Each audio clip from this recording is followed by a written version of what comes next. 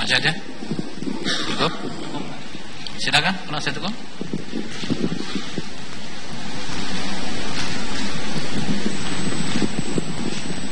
Terima kasih Yang Mulia. Terima kasih ahli. Saudara ahli, terima kasih karena sudah bisa menjelaskan beberapa soal mengenai soal cyanida. Tadi Yang Mulia Majelis mengatakan, bertanya kepada ahli bahwa apa juga seharusnya diperiksa jantung dan kepala. Saudara mengatakan seharusnya demikian. Seharusnya, kenapa harusnya demikian? Karena itu adalah prosedur otopsi. Prosedur otopsi itu harus membuka seluruh roga-roga tubuh, baik mulai dari kepala sampai perut bagian bawah. Apa itu tujuannya obsesi itu rupanya? Atau tujuannya otopsi itu? Otopsi itu tujuannya lah untuk mengetahui sebab kematiannya. Untuk mengetahui sebab kematiannya. Jadi untuk mengetahui sebab kematian daripada seseorang harus dilakukan otopsi. Tidak selalu setiap kasus seperti itu. Tadi saya katakan bahwa pada kasus kejahatan keracunan, otopsi adalah hanya satu bagian dari seluruh rangkaian yang 5 tadi. Yang sebetulnya membuktikan bahwa matinya itu adanya racun di dalam tubuh. Itu yang kita pakai. Ada gejala dan sebagainya. Sehingga dengan kondisi dan situasi yang seperti kasus ini kalau saya kaitkan dengan pertanyaan Bapak, mungkin ada sesuatu hal yang tidak saya ketahui yang tidak dapat dilakukan otopsi. Nah, satu-satunya jalan yang paling baik adalah mengambil lambung tadi agar supaya dia bisa menunjukkan ada enggak nih racun tersebut di dalam tubuh si korban. Tadi saudara mengatakan bahwa otopsi itu adalah untuk menentukan sebab kematian. Itu SOP-nya seperti itu ya, dalam kedokteran SOP begitu. Nah, sekarang dengan tidak dilakukannya otopsi, apakah ada kemungkinan nggak sebenarnya ini juga mati karena umpamanya jantung? Jadi memang itu sudah sering sekali kami ditanyakan, bahwa kalau sebab-sebab lain bukan karena cyanida, maka kematiannya tidak spektakuler atau tidak sedramatis dengan CN. Jantung tidak pernah mengalami perlukaan di bibirnya. Jantung tidak pernah dia langsung kejang-kejang dan sebagainya. Dia akan kesakitan dulu, terutama di daerah perut. Racun lain misalnya cyanida, arsen, dia tidak seperti itu. Dia hanya muntah-muntah, rasa tidak enak pada perut, dan akhirnya setelah racun itu masuk ke dalam saraf, baru dia akan mengalami kelumpuhan pada saraf-saraf pernapasan dan saraf-saraf jantungnya, baru dia mati. Ya, pertanyaan kami adalah, apa mungkin juga orang mati karena jantung seperti dalam kasus ini?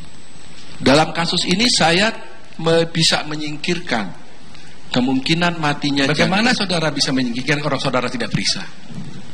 Karena dari gejala tadi saya katakan bahwa pada kasus keracunan. Sudah tahu dari gejala. Tapi saudara kan tidak memeriksa jantung kan? Tidak memeriksa jantung. Nah, kalau ternyata memang pada saat itu juga mati karena jantung, bisa kan terjadi juga semacam koinsiden. Jadi begini, bagaimana kita bisa mengabaikan itu? Itu memang pertanyaan yang bagus. Tapi Bapak harus tahu bahwa pada kasus keracunan cyanida, hampir seluruh organ itu akan mengalami kerusakan. Karena dia mengalami kekurangan oksigen yang hebat. Akibatnya kalau kita periksa jantungnya, dia juga akan mengalami kelainan-kelainan yang seolah-olah dia sakit jantung, tapi sebetulnya enggak. Itu karena akibat daripada kekurangan oksigen secara sistemik. Iya, tetapi kan tadi saudara seharusnya untuk menentukan matinya seseorang, katanya kan otopsi. Iya. pertanyaan kita kan, saudara tidak melakukan jantung, memeriksa jantung. Nah, kalau saudara tidak memeriksa jantung, apakah bisa saudara menentukan matinya ini karena jantung atau tidak? Tidak bisa, memang Iya, tidak kan? bisa. Tapi dengan adanya tanda-tanda dan gejala itu bukan menunjukkan penyakit jantung. Iya, tapi saudara nggak periksa kan? Ya, penasihat hukum ya.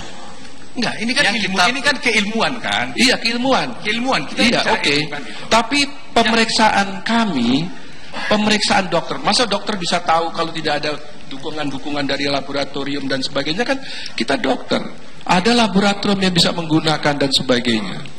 Iya, jadi begini. Atau saya tanya dengan cara yang berbeda. Iya.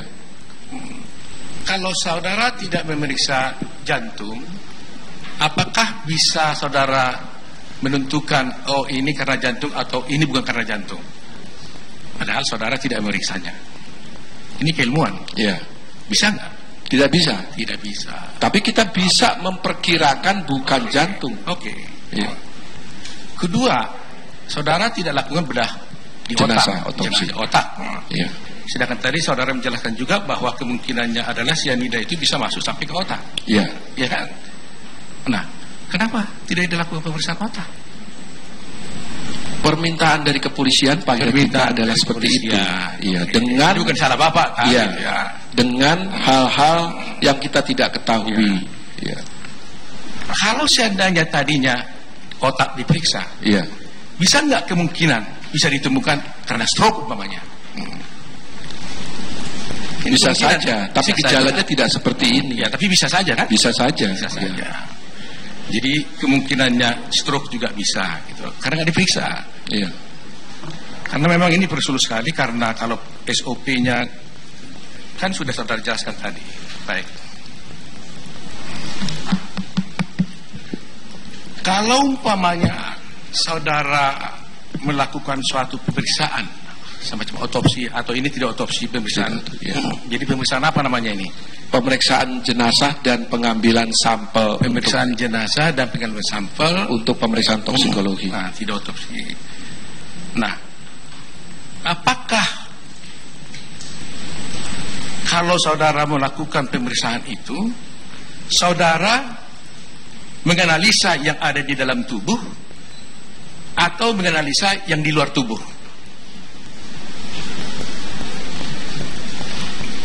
Kami bukan menganalisa tapi menghubungkan temuan di luar tubuh dan yang ada di kelainan yang ada di dalam tubuh. Secara logika ilmiah itu bisa. Iya. Iya. Pertanyaan saya kan gini, saudara memeriksa suatu organ tubuh. Iya. Saudara temukan di sana umpamanya seperti saudara bilang 0,2 miligram per liter. Ya. Seandainya tidak ada pendapat-pendapat ahli di luar ini yang menerangkan hal-hal lain, Iya. saudara hanya memeriksa tubuh ini saja. Iya. Apa kesimpulan saudara?